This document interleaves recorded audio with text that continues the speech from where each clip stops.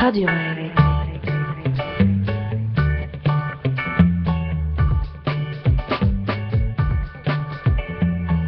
La radio étudiante.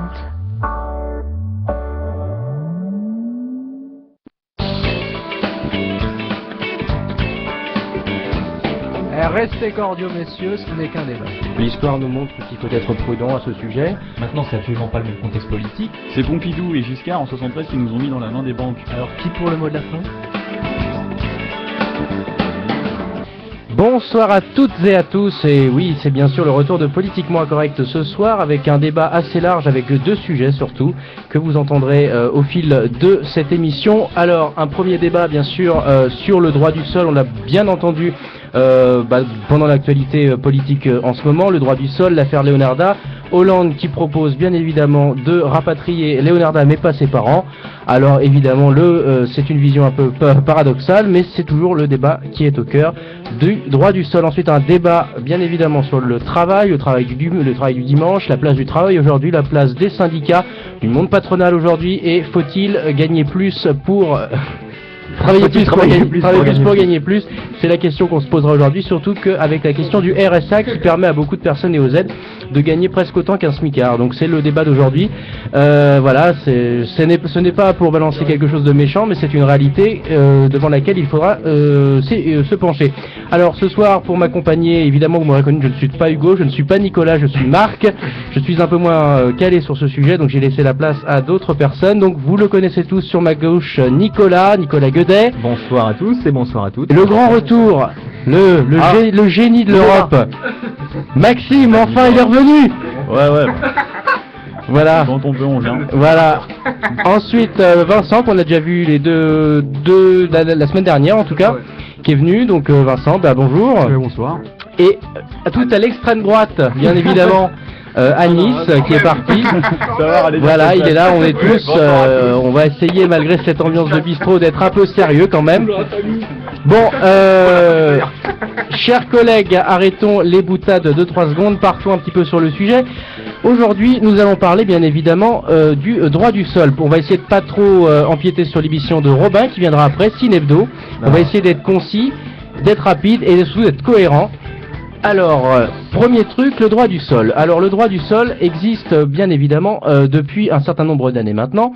Et le grand projet d'aujourd'hui, c'est que l'UMP veut s'emparer du sujet de l'immigration. À 5 mois des élections municipales et à la suite de l'affaire Leonarda, le principal parti d'opposition a décidé de lancer une offensive pour ne pas perdre de terrain face au Front National. Tu nous en parleras, Maxime, peut-être de cette opposition peut-être caduque entre l'UMP et le Front National. Alors que le président de l'UMP, Jean-François Copé, a annoncé que sa formation allait déposer une proposition de loi au printemps 2014 visant notamment à redéfinir le droit du sol pour l'acquisition de la nationalité française, une initiative parlementaire a lieu dès aujourd'hui.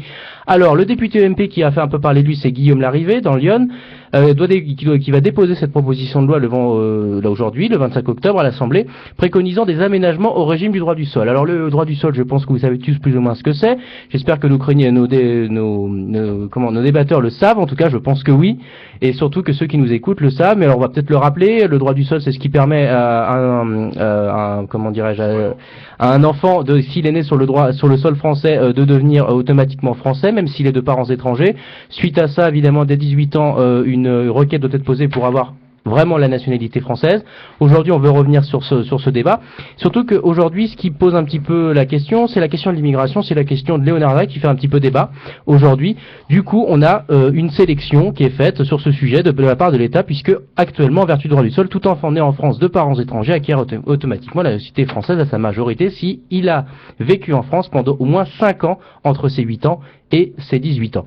Alors aujourd'hui, beaucoup de débats, beaucoup d'analyses qui sont faites sur le droit du sol, et évidemment quelques réactions, puisque selon quelques médias un petit peu dissidents, pourrait-on dire, l'idée selon laquelle la naissance en France d'un enfant de parents étrangers lui donnerait automatiquement la nationalité française est largement répandue, mais est-elle exacte? Puisque certains pays, on est d'accord, hein, États-Unis, Allemagne, Irlande, Canada, Argentine, Brésil, Afrique du Sud, Colombie, Jamaïque, Mexique, Uruguay, pratiquement évidemment la véritable droit du sol c'est-à-dire l'acquisition à la naissance de la nationalité du pays concerné par l'enfant né de parents étrangers. Alors en France, on peut se demander si c'est encore le cas, et surtout j'aimerais vous entendre sur cette idée justement du droit du sol. Est-ce que vous pensez qu'une réforme du droit du sol est encore aujourd'hui, et est-ce qui remonte, est-ce que ce n'est pas un effet de pub et de communication, comme je sais que Maxime s'y attache énormément à cette publicité? Alors on va commencer évidemment par, j'ai envie d'entendre Nicolas après, puis après j'entendrai Maxime, parce que ça je sais qu'il aime bien réagir après avoir entendu des fois des conneries. je rigole évidemment, mais du coup, Nicolas, qu'est-ce que tu penses de cette réforme et qu'est-ce que tu penses du droit du sol en général? Bon, alors déjà, sachant évidemment que c'est un député de Lyon qui propose ça, c'est quand même, enfin c'est rigolo, il faut quand même voilà, c'est un député de Lyon, donc il a rien d'autre à faire. Non, c'était ma petite boutade du soir. Effectivement, alors le droit du sol, le fait d'être né de deux parents sur le territoire français et donc d'être français automatiquement, ça pose plein de questions et tout le monde s'en doute bien. Notamment, enfin, on sait qu'il y a le droit du sang, c'est-à-dire le fait d'être né de deux parents français par exemple, ou d'un des parents français enfin voilà, c'est toute la question de la filiation. Et c'est une question très complexe. Alors c'est vrai que pour tout vous dire, j'ai pas forcément de point de vue très figé sur la question. Avoir vécu 5 ans en France, entre ses 8 ans et 18 ans, pour être considéré comme français, etc. Après, moi je pense qu'il y a le sentiment d'appartenance à une nation, à un pays, et ça me paraît... Enfin, ça me paraît pas. Est-ce qu'aujourd'hui cette idée d'aimer la France n'est peut-être un petit peu remis sur le bas côté? On est vraiment sur le siècle, je dirais, de l'hyperculture, de l'hyperculturalisme. Beaucoup d'immigrés viennent. Alors les plus nombreux sont bien sûr ceux qu'on dit jamais d'ailleurs, ce sont ceux de l'Europe de l'Est. Après, ceux qui font débat dans les changements sociétaux, ce sont bien évidemment ceux qui viennent d'Afrique du Nord et d'Afrique subsaharienne. Alors il y a une double question ici. Est-ce qu'on peut faire cohabiter deux cultures identiques? Est-ce qu'on a le droit d'exercer sa culture en France? Est-ce que, plus largement, est-ce que utiliser et encore pratiquer sa culture et utiliser quelques vocables culturels ou linguistiques de sa culture en France, est-ce que c'est nier l'appartenance française? Je pense que tant qu'on est dans le domaine du privé, on peut faire ce qu'on veut. C'est tout le débat de la laïcité d'ailleurs. Bien sûr, mais à partir de ce moment-là, quand on est en société et donc qu'on cherche un travail, il faut pouvoir être compréhensible dans la langue, par exemple, qui est celle du pays. Voilà. Bien sûr, mais alors, le français. À ce compte-là, je m'excuse de te reprendre, mais on a bien vu que dans les années 60, on a fait énormément venir des gens qui venaient exprès de l'Afrique du Nord ou même de l'Afrique subsaharienne. Et ce qui s'est passé, c'est qu'on a fait exprès de prendre des ruraux qui ne parlaient pas du tout la France, qui étaient illettrés pour la plupart. Qui ne parlaient pas du tout la France, elle est pas mal celle-là. Pardon, qui ne parlaient pas du tout le français, et voilà, qui venaient du domaine rural en tout cas, et qui étaient complètement analphabètes. Dans les années 60, c'était ça qui se passait, on les a fait venir exprès. Alors, est-ce qu'aujourd'hui, il faut encore s'étonner de savoir que les enfants de ces gens qu'on a fait venir et qu'on a parqués dans des tours avec ces idées des SOS racistes, faut les regrouper évidemment pour qu'il y ait l'unité culturelle, est-ce qu'aujourd'hui c'est pas caduque? Et surtout, aujourd'hui, est-ce qu'on a affaire à la même immigration, puisque depuis les années 2000, tous les démographes s'accordent à dire justement on a plus une immigration de tête, on appelle le brainstorming, on appelle ça brain drain, voilà, fuite des cerveaux, voilà. Alors ce qui d'ailleurs empêche certainement les enfants de l'Afrique de développer l'Afrique. Alors juste une petite réponse de Nicolas, après Anis qui voudrait parler. J'aime bien Marc qui te fait une tirade de 10 minutes et qui te dit tu as le droit à une réponse de 2 mots. On a un chroniqueur. Allez Nicolas. Alors effectivement, pour revenir sur tous les éléments que tu as dit, il y a effectivement, oui, ça va être évident. Il y a effectivement le problème d'être face à une société aujourd'hui où on a de moins en moins besoin de main d'œuvre à proprement parler, c'est-à-dire de main, mais on a besoin dans une société où ça communique beaucoup et où il y a beaucoup de services, d'avoir des gens qui s'expriment. Je veux dire, je pense notamment, aujourd'hui on est dans une société tertiarisée, quand vous allez au cinéma, vous aimez bien quand même que la personne à qui vous demandez votre place vous comprenne. Ça me paraît relativement logique. Voilà, vous êtes dans une société où on a besoin beaucoup de membres dans les staffs des entreprises pour communiquer, pour vendre les produits, etc. Donc voilà, on a de moins en moins besoin de la fameuse main-d'œuvre dont tu parles, qui est la main-d'œuvre. Elle est pourtant là. Mais oui, non, mais celle qui est actuellement sur le territoire français, il n'y a pas de souci. Hein, ne nous méprenons pas. Est-ce qu'on a besoin d'accueillir?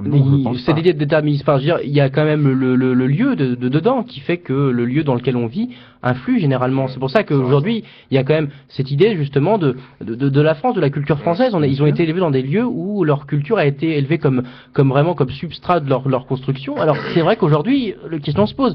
Peut-être, je sais pas si tu veux répondre, je vais peut-être donner la parole à Anis. Passe la parole parce que voilà. je n'ai pas compris ta question. D'accord. Je pense qu'Anis a compris. Ouais, j'ai compris où tu vas revenir. Bah, moi-même, je suis un témoin de l'immigration, entre guillemets, même si Ça se voit pas du tout, je te rassure. même si je suis né en France, je représente la troisième génération de l'immigration. Donc, mes grands-parents, ils ont été en France, en gros. Ils sont partis d'Algérie pour mon grand-père et du Maroc pour ma grand-mère. Et au départ, c'était pas du tout comme moi, quoi. Moi, j'ai eu la chance d'aller à l'école de la République. À l'époque, c'était différent. On était directement parqués dans des tours qui ressemblaient à rien, où tu n'avais aucune horizon. Un seul horizon, c'était d'être peut-être chanteur dans un cabaret. Bref, il n'y avait pas tellement d'horizon. Nous, au bout de la deuxième génération, celle de mes parents, ça a été un peu mieux, ça a été un peu meilleur, je veux dire. Dans le sens où eux, ils ont pu aller à l'école, mais ça n'a pas été poussé. On te donne certificat d'études primaires et en gros, voilà, après, on te balaye entre guillemets, quoi. On te dit que l'école des riches, c'est pas pour toi, quoi. Si t'as pas les moyens. Donc, soit tu te contentes d'un CAP couture, ou soit tu te contentes d'un BEP vente. Après, tu peux pas fructifier ce diplôme. Donc moi, j'en reviens à moi, donc issu de la troisième génération, bon, au final, moi, ça a été mieux que les deux précédentes. Dans le sens où j'ai été à l'école de la République, j'ai fait des études au lycée, etc., en France, sur l'île de France. Donc ensuite, j'ai été à l'université. Donc oui, mon exemple, même s'il peut paraître minoritaire, il est plus réel, parce qu'il rassemble beaucoup de monde dans mon exemple de l'immigration. Dans le sens où, étant donné que même si on a une culture différente à la maison, c'est-à-dire, comme il a dit Nicolas, dans le privé, on peut faire ce qu'on veut, même si moi, la culture que quand je rentre à la maison, c'est tout à fait différent. On parle pas de la même chose qu'ici, par exemple.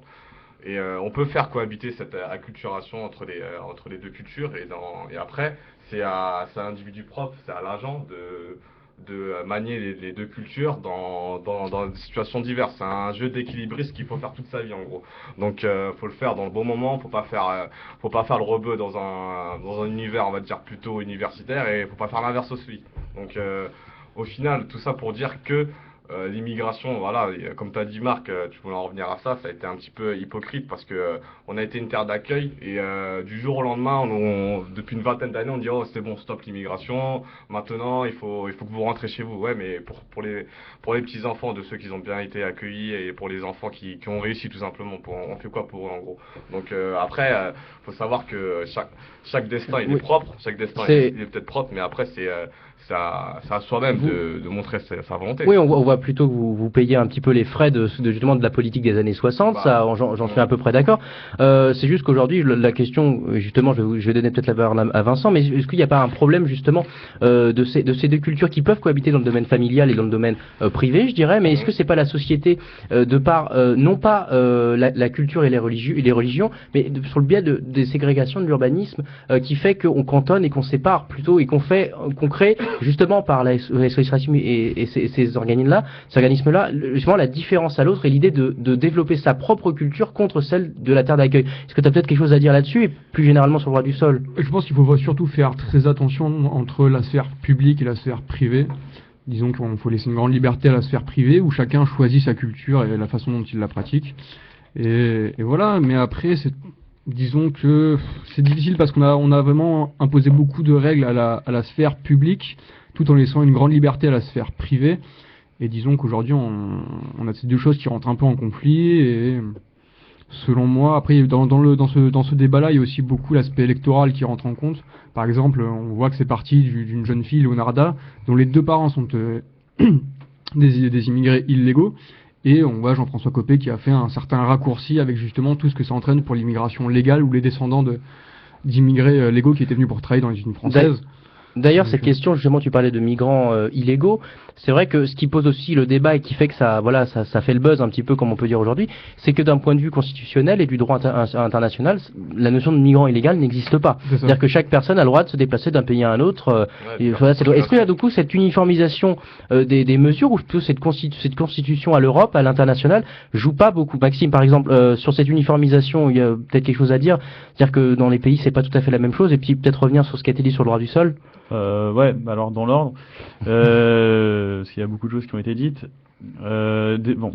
pour faire simple, à mon avis, quel que soit le groupe de personnes, quelle que soit l'échelle, je dirais, Ouais, grave. qu'on soit à l'échelle d'une famille, d'un groupe d'amis, d'un club, ou donc à l'échelle d'un pays, il faut à un moment donné pour qu'il y ait un regroupement, faut qu'il y ait une forme de cohésion, quoi. Faut qu'il y ait des liens, faut qu'il y ait un dénominateur commun entre tous les membres de ce groupe. Je pense que chaque citoyen, d'un pays, est un peu un maillon d'une chaîne. Il faut à un moment donné qu'il y ait un dénominateur commun entre tous ces gens-là pour qu'il y ait du sens. Sinon, si on disloque tous ces liens, on perd ce sens et ça devient un peu une sorte de grand n'importe quoi.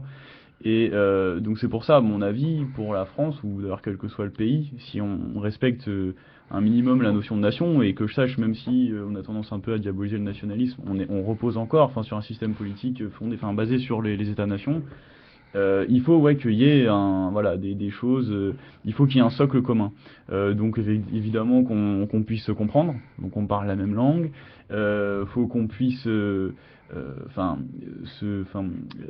que le cadre dans lequel on vit soit régi par des règles communes, et puis même ça va plus loin. Après il y a une dimension presque spirituelle, où on va parler d'amour du pays, où on va parler d'amour d'une histoire, de ce genre de choses, de valeurs, de croyances, pourquoi pas.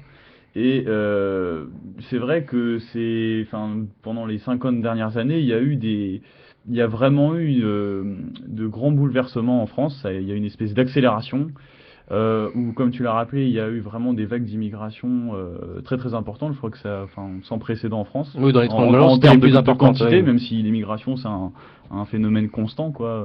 C'est une constante anthropologique. Il y a toujours eu de l'immigration. Mais là, je crois et puis ça a été, disons, aussi organisé, comme tu le rappelais aussi, ça a été organisé par les élites. Et c'est vrai que certainement qu'il y a eu à un moment donné des problèmes d'incompatibilité, puisque ça a été sur une période de temps trop courte. C'est-à-dire qu'il y a eu trop de gens en trop peu de temps. Et il y a eu une assimilation qui a eu du mal à se faire. Bon, je veux pas, assimilation, c'est pas un terme polémique quand j'utilise, quoi. On pourrait très bien employer un autre terme. Ce que je veux dire, c'est que voilà, la cohésion a pas pu se faire tout de suite.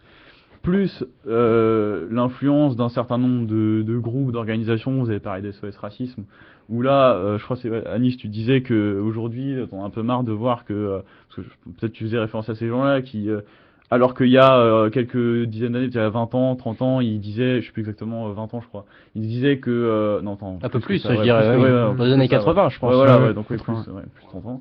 Donc, il nous expliquait, ils se rangeaient du côté de ces immigrés en disant, méfiez-vous, en gros, du français de souche, raciste, xénophobe, qui vous considère comme inférieur, ou je ne sais quoi, faites valoir votre droit à la différence et tout. Et ces mêmes gens aujourd'hui ont complètement changé de fusil d'épaule en disant au contraire, ils se rangent maintenant du côté du français de souche en disant méfiez-vous de ces immigrés qui sont les racailles des banlieues, ceux qui parlent mal, ceux qui disent nique ta mère tout le temps, je sais pas quoi, avec tous les Puis d'ailleurs, tous on les l'avait stéréotypes. on l'avait déjà Voilà. rappelé, mais sociologiquement, dans la liste de constitution des SOS Racisme, il n'y a pas ce qu'ils Oui, appellent voilà. Black Eber. Voilà, Et puis d'ailleurs, je sais pas, là, bon, je pense que tu as vu la même vidéo que moi, mais c'est vrai que rien que dans la dénomination de blanc, de beurre et de black, déjà, le niveau de respect qu'on accorde à ces gens-là dans ces trucs-là, c'est déjà il y a quand même déjà, on est, déjà rabaissé, ouais. on est déjà, quoi. je pense pas qu'il y ait quand même Même de de. parler de black, moi, je sais pas pourquoi est-ce qu'on utilise un mot anglais, quoi. Et Je même vois beurre, pas- tu vois, c'est Ouais, un même aliment, beurre, quoi. ça, ouais, C'est- Bon, il y en a d'autres, c'est on pourra citer Yerlin, il y en a d'autres qui disent nègre. Alors bon, hein, je pense que Ouais. déjà, on est déjà un niveau au-dessus, certes, Ouais, malheureusement. Je veux dire noir, Mais je sais pas ce qu'il y a oui, de- oui. Anis, peut-être, Ouais, je croyais que tu voulais partir. petite réaction par rapport. Moi, je pense qu'en France, le problème aussi par rapport au droit du sol, c'est que la culture secondaire qu'on a, si on est issu de l'immigration par rapport à nos parents ou même maintenant, c'est que notre culture secondaire qu'on a dans le pays, je pense qu'elle est dénigrée, elle est dévaluée par rapport à la culture principale. En gros, schématiquement, des fois on a l'impression que c'est la culture du pays qui veut envahir l'autre. Dans un certain sens, on peut dire que c'est logique, mais moi dans l'autre, je peux dire que, avec mon exemple, avec plein d'autres exemples que je peux vous citer, mais bon, on n'aura pas assez le temps, on peut vraiment faire cohabiter les deux cultures, et pour moi c'est une richesse de faire cohabiter deux cultures, c'est pas une pauvreté, comme on veut nous le faire dire, et il faut juste traverser l'Atlantique. T'es plutôt d'accord, Ah oui, Vincent tout à fait, mais même la France, dans son histoire, c'est un rassemblement de cultures différentes et d'immigration qui viennent de Est-ce tout. Donc que on peut le pas- nationalisme, c'est pas une forme d'enracinement finalement? Ah non, le nationalisme, les Non, gens mais mais- défendent leur nation, ils ont le droit de dire que la France c'est un beau pays, c'est le meilleur pays du monde. Ils ont C'est le droit normal de dire ça. défendre son pays, C'est mais pas normal. face à Bon, d'autres cultures. dans tous les étrangères. pays, c'est pareil. Tu vas en Russie, c'est la mère patrie. Tu vas aux États-Unis, c'est l'oncle Sam. C'est partout, il y a du nationalisme. Même en Algérie, il y en a. On dit que c'est le plus grand pays d'Orient, etc. Bref, le problème, c'est que par rapport au droit du sol, la législation, il n'y a pas une législation internationale ni européenne. Donc, on a du mal à se mettre d'accord entre pays. Oui. Et il y a beaucoup d'immigrants qui passent entre les mailles du filet, entre guillemets, qui vont, par exemple, ils traversent l'Atlantique. Et là, on peut voir que le droit du sol, il s'obtient vraiment facilement. Aux États-Unis, t'as pas besoin de tant d'années. C'est au bout de, je crois, que c'est au bout de 3-4 années du travail. Après, tu deviens américain en gros. Et là-bas, c'est la première terre d'immigration au monde. Et eux, pour eux, l'immigration, c'est pas du tout un problème. Les Mexicains, ils les accueillent par centaines de milliers et ça se passe bien. Maintenant, en Californie, j'ai vu une étude comme quoi on parlait quasiment autant espagnol que français. Comme j'ai dit, en Californie, on disait que on parlait autant. Petit problème technique, attends. Non, ça redécolle. C'est pas grave, continue, pardon. Donc comme je te disais, troisième fois, en Californie, on parle autant espagnol que français. Donc là-bas, c'est une richesse. Allez dire, en France, si à Paris, on parle autant, si à Paris, on parlerait autant arabe que français, là, ce serait directement un problème. Pourquoi? Parce que il y a une différence de conception, de mentalité extrêmement différente. Et pour rebondir sur ce parallèle, il y a une étude qui a été faite par un sociologue américain qui s'appelle Jamons. Il a cité que si depuis 1850 on interdirait le droit du sol, aux États-Unis, il y aurait 60% d'Américains en moins, et en Argentine, 80%. Ça veut dire la population argentine, elle passe à 5 millions. Oui, Donc, l'immigration des Européens vers Et les Amériques, ça a été c'était voilà, quand même et quelque chose de très là-bas, c'est important. une richesse. Et bizarrement, la Mais est-ce que c'est transition vraiment la- Afrique-Europe, c'est mal vu. C'est Mais vu comme, est-ce que dans le cas américain, c'était une nation qui se construisait, qui était relativement jeune dans les Ouais. années 1850, il y a eu Ouais. un afflux beaucoup bon, on parlait d'exode rural, c'est pas que des exodes ruraux parce qu'il y a beaucoup de riches qui sont partis là-bas également aussi. C'était une nation qui se construisait. Est-ce que c'est vraiment la même chose? Alors bon, après, on va clore peut-être ce petit débat-là, on le reprend peut-être tout à l'heure, mais je voudrais entendre Nicolas sur tout ce qui a été dit, peut-être que des petites réponses. Après, j'aurai une question à Maxime. À poser à Maxime. C'est vrai qu'on parlait de culture. Moi, j'ai entendu le mot culture principale, etc. Bon, est-ce que, enfin, oui, il y a une histoire commune à un pays qui a vécu des choses, etc. Maintenant, il y a toute la question de la culture. Est-ce qu'aujourd'hui, ne serait-ce que sans parler d'immigration, est-ce que quelqu'un qui est issu d'une famille ouvrière a beaucoup de points communs avec quelqu'un qui est issu d'une famille riche, par exemple? Bon, pour pas revenir sur la lutte des classes de Marx, mais on a quand même, déjà, on a l'idée qu'il y a une sorte de culture différente. Donc est-ce qu'on peut vraiment parler de culture dans un pays comme la France aujourd'hui, dans un État comme la France aujourd'hui, mais voire même dans une nation, voilà. Je veux bien qu'on ait une histoire Est-ce que commune. c'est pas des différences sociales, ça plus? Alors, et même des mais, cultures en mais, France. mais oui, mais moi je veux bien, on peut jouer sur les mots, etc. Mais n'empêche que c'est pas la même. Bonsoir. C'est Maxime Oui. de Ciné Hebdo qui est parmi nous ce soir. Qui est dans le coin. Et Vas-y, voilà, continue, je salue. continue. Donc effectivement, la culture, pour moi, enfin voilà, je veux bien qu'on emploie des mots différents, mais c'est vrai que il y a des cultures différentes de toute façon. Et, Et- ouais. Vas-y, je t'en prie. Non, on va finir, Nicolas. Et pour dire que effectivement, un pays où il y a finalement pas beaucoup de cultures différentes, où il y a pas beaucoup, c'est quand il y a une grosse emprise d'une même religion commune et où tout le monde suit les mêmes choses, etc. Et donc finalement, quand la France est laïque, quand la France s'est développée avec des besoins de main d'œuvre dans certaines années et qu'elle a été chercher de la main d'œuvre ailleurs, de la main d'œuvre qui a été certainement contente de venir en France à ce moment-là, eh bien effectivement ça s'est développé. Maintenant, je voulais réagir sur le fait qu'on dise aujourd'hui les troisième générations, du coup, sont les laissés pour compte de cette histoire. Moi, je veux bien, mais enfin, Est-ce qu'on a dit ça? Non, mais Je dis qu'on s'en sort mieux, mais c'est pas encore le top. voilà, bon. Ce que je veux dire, c'est que nous ne perdons pas de vue, et je dis pas que c'est ce qui se passe actuellement, mais je dis ne perdons pas de vue que les troisième générations issues de l'immigration de l'époque sont aujourd'hui des personnes françaises. Alors, bien sûr. certes, le fait qu'on les ait mis dans des grands ensembles, etc., fait peut-être qu'ils se sentent mis à l'écart, ou qu'il y a une mise à l'écart, etc., et qu'on parle de développement de sous-culture, etc. Mais n'oublions pas que ces gens-là sont français. Que leurs grands-parents à l'époque n'étaient peut-être pas français, ils sont arrivés en France pour secourir la France, et je pense que la France peut leur en être reconnaissant, même si c'est pas moi de le dire, mais ne perdons pas de vue que ce sont des Français, et qu'aujourd'hui, dans le discours, il ne faut pas stigmatiser les personnes qui sont françaises et qui sont issues de l'immigration de l'époque. Aujourd'hui, le débat est sur est-ce qu'on peut accueillir des personnes en France sachant qu'il y a effectivement, alors on va pas revenir sur le fameux discours, bien que ce soit le thème du travail ce soir, mais finalement du chômage à foison, qu'on a de moins en moins d'industrie, c'est-à-dire les postes quand même où on a eu besoin de main d'œuvre à l'époque. Voilà, donc il y a toutes ces questions-là. Maintenant, on a toujours besoin d'employer des gens dans certains secteurs où on n'arrive pas à employer. Je pense qu'il y a un problème, mais ça, je pense qu'on pourrait y revenir dans le sujet sur le travail. Justement, si on n'arrive pas vraiment à comprendre, oui, c'est vrai, ils sont français, mais c'est vrai que, juste pour en aparté dire qu'ils subissent encore aujourd'hui, je pense, l'influence de leurs parents ou grands-parents qui les ont éduqués dans une culture particulière aussi, et puis aussi ce double langage qui est souvent le cas, je pense. Mais alors, moi, je me pose une question. Si finalement il n'y a pas de problème, ils sont français, il y a des cultures différentes, tout le monde cohabite bien, un peu la vision un petit peu utopiste.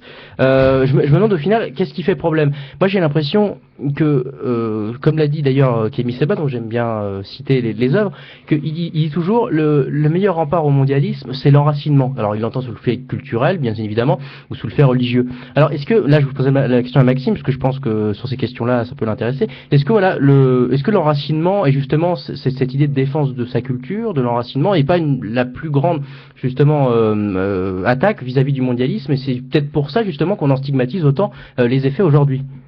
Bah en fait, ouais, ça revient un peu à ce que je disais tout au début, là, c'est que peu importe le groupe de personnes, peu importe l'échelle, il faut qu'il y en ait je parlais de dénominateurs communs, voilà, faut qu'il y ait des choses en commun, je parlais de la langue, je parlais de croyances communes, de sens aussi, c'est-à-dire d'ambition commune. Et que à partir du moment où tu fais rentrer des gens dans ce groupe-là qui parlent une autre langue, qui ont pas le même sens, qui voient pas les choses de la même manière, etc., progressivement, tu vas diluer, tu vas porter atteinte à la cohésion de tout ce groupe-là.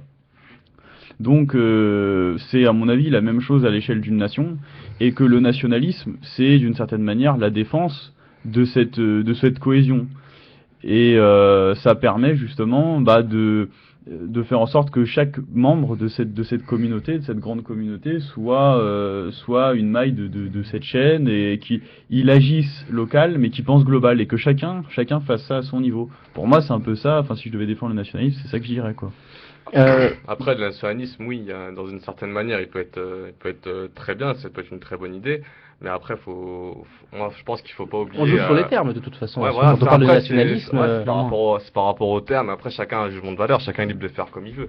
Mais après, le souci de l'immigration, c'est que même si on peut être bien intégré en France, ceux qui ont subi l'immigration entre guillemets, il y a toujours les appellations, les noms et les prénoms. On a beau être français, être né en France, voilà, on va pas se mentir, on aura beaucoup moins de chances de trouver un emploi si tu t'appelles Mustapha que comparé à quelqu'un qui s'appelle Baptiste ou Sébastien, je sais pas, c'est les premiers noms qui me viennent à l'idée. Donc Baptiste n'est pas là, on va pas le citer quand même. Après, pareil pour les mêmes choses par rapport au contrôle de police, on a 10 fois plus de chances de te faire contrôler quand t'es un noir, 7 fois plus de chances quand t'es arabe. Bref, ça c'est des trucs que même la 10e génération, je pense qu'ils auront toujours à subir à ça. C'est pas ça le problème.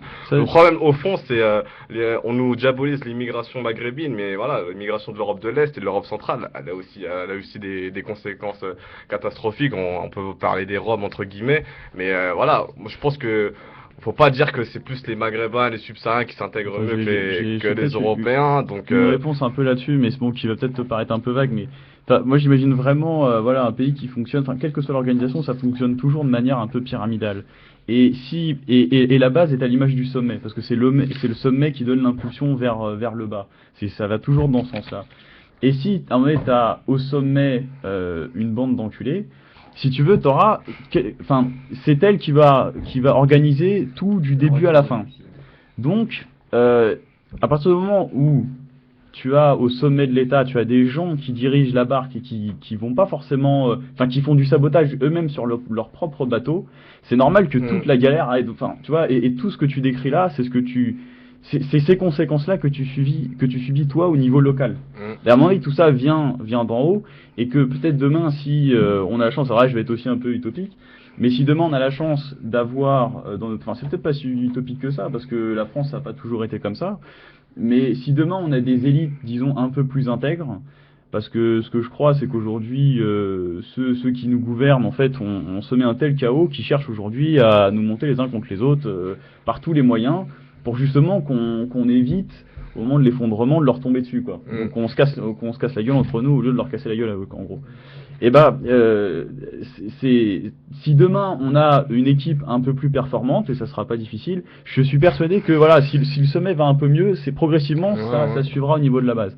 Après, je pense que la richesse de l'immigration sur la scène médiatique, sur la scène poétique surtout, on la voit pas du tout. Je sais pas, Mais là après, j'ai pas vu un ministre de l'Intérieur arabe ou un ministre des Affaires oui, étrangères ou patron d'une d'origine banque, noire. ou patron Ouais, d'une voilà, banque. président d'un club de foot, à part Pape Diouf avant, il y en a toujours pas. Ouais, Et par contre, les joueurs de foot, là, on est content quand ils marquent des buts, quand ils donnent des coupes du monde, Mais etc. ça c'est un des symptômes, c'est-à-dire ça c'est ce qui devient visible. Voilà, Voilà. c'est les signes qu'effectivement ça En déconne. fait, ils voient le verre à moitié plein quand on gagne des trophées, etc. dans les compétitions sportives et tout. Et quand ça commence à être dérangeant, Leonarda, comment ça se fait qu'elle nous fait ça? Mais l'erreur là-dessus, à mon avis, c'est le verre à moitié vide. Donc c'est toujours comme ça. C'est toujours, comme tu as dit, le sommet qui a un plus. Ouais, et à mon avis, l'erreur, c'est de pas tomber dans le piège genre des quotas ou de ces trucs comme ça. Voilà, parce que ça, c'est là- l'œuf à ronger qu'on va te donner. Et là- Et voilà, ça va te faire parler un je sais petit pas si peu. vous avez entendu, sûrement vous avez entendu, vous avez déjà vu cette intervention d'Elisabeth Lévy qui disait justement un représentant qui représentait rien du tout, mais qui était Oui, censé, pour de quoi il disait justement au final il faut plus de noirs et d'arabes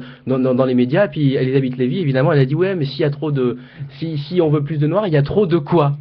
Et là évidemment gros blanc parce que bon on va pas parler, C'est le cas de le dire. on va Quand même. Non mais après c'est juste de la statistique quoi. Tu regardes dans la population globale quelles sont les différentes les catégories de population, tu les classes par confession par exemple, et puis tu vois par rapport à cette proportion dans la population totale, voir le nombre de personnes qui sont à des postes clés. Voilà. Mais là on va me traiter de nazi alors je vais pas aller plus loin. Bah non mais je pense que si les gens ont un peu de culture ils vont pas justement, je pense que déjà ceux qui nous écoutent déjà ont peut-être un petit peu parce que là il y a personne apparemment, il y a pas les antifa qui sont derrière nous donc c'est bon. Je pense que bon on est écouté par des gens à peu près respectables. Nicolas peut-être pour terminer. Oui, sur l'affaire Leonarda quand même, parce que c'est vrai que c'est ce qui nous a donné envie d'en parler en début d'émission. Cette affaire Leonarda qui a été renvoyé dans son pays avec sa famille, ça a créé, pour revenir sur notre bulle médiatique, ça a créé un gros émoi, etc. Le fait qu'on l'ait prise à la sortie du bus, etc. Oui, c'est tout ça qui a joué. Et en fait, ça a été monté Pour en ses camarades. épingle, ça a été énormément monté en épingle cette histoire. C'est encore un os à ronger ça. Pour qu'au final, on se rende compte que Ça le croit. père était plus ou moins violent, qu'il avait pas de boulot et qu'en plus il refusait les offres d'emploi qu'on lui proposait sous prétexte, on va y venir dans la deuxième partie, sous prétexte qu'il gagnait suffisamment avec les aides sociales de la France. L'autre diabolisé. Voilà. Donc je veux dire, on est parti quand même d'une histoire, on a tout entendu. C'est-à-dire qu'au début, c'est horrible, on les a déjà eu plein de fois dans les médias, ils sont venus aller chercher dans l'école, oh là là, ces petits camarades, ils étaient en pleurs à côté de ça. Le sentimentalisme. Voilà. Ça, Et on c'est- en vient finalement à dire ouais, regardez les. Alors en attendant, on a quand même eu les manifestations des lycéens la Fidèle, etc., qui sont manifestés devant les écoles parisiennes en disant c'est pas bien, faites quelque chose la gauche. On a eu des problèmes au niveau de la gauche justement, puisque Manuel Valls disait quelque chose, le président disait autre chose, la base du parti disait autre chose, et le président du parti, enfin le secrétaire du parti disait autre chose. Donc chacun s'est emparé de l'affaire à son niveau en défendant ses positions habituelles. On se rend compte que l'histoire est bien plus complexe, qu'on a finalement appliqué le droit, et ça il y en a qui veulent pas l'accepter, qu'on ait appliqué le droit en renvoyant la famille d'où elle venait. T'es un parce que- monstre. Non mais voilà. Quand même. Donc voilà, alors on a respecté le droit français, mais est-ce qu'on a respecté le droit international qui dit qu'en fin de compte il n'y a pas d'immigration illégale, etc. Voilà, on est dans le Far West, donc c'est ce que je voulais dire sur cette histoire, c'est-à-dire qu'on a monté toute une histoire en épingle, on a suscité quelque chose. Alors évidemment, on a revu la gauche de la gauche dire qu'ils étaient contre, la droite, l'extrême droite et le centre et tout le monde dire qu'ils étaient pour. Donc voilà, on a eu un débat classique qui montre qu'une fois de plus, qui on monte montrait un sujet- encore un l'indigence sujet politique médiatique. des médias. quoi. On a quand même 66 millions de personnes sur ce pays. On s'est focalisé sur Leonarda, sa sœur, ses deux parents pendant une semaine, pendant 15 jours. Ouais, c'est l'idée de fait divers.